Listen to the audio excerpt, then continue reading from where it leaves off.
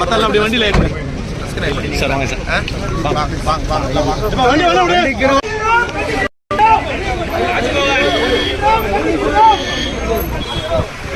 ராஜ்மோகன்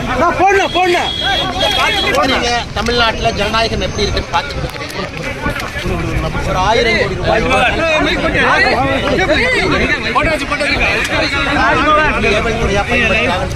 பாரதிய ஜனதா கட்சி என்ன காவல்துறைக்கு எப்பொழுதுமே மரியாதை கொடுக்கக்கூடிய கட்சியா இருக்கும் பிரச்சனையே. அதனால இதை மக்களும் பார்த்துக்கிட்டு இருக்காங்க. மக்களும் இதை உள்ளத்திலே சுமந்து கொண்டிருக்கின்றார்கள். இது போல ஜனநாயகம் தமிழ்நாட்டில் ஊழல் பேர்வழிகள்லாம் ஆட்சியில் இருக்கிறாங்க.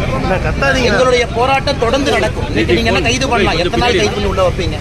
மக்களுக்காக பாரதிய ஜனதா கட்சியினுடைய போராட்டம் தொடர்ந்து நடக்கும். பாத்துக்கண்ணே, கேட்கணும் காலில் முன்னாடி வாங்க.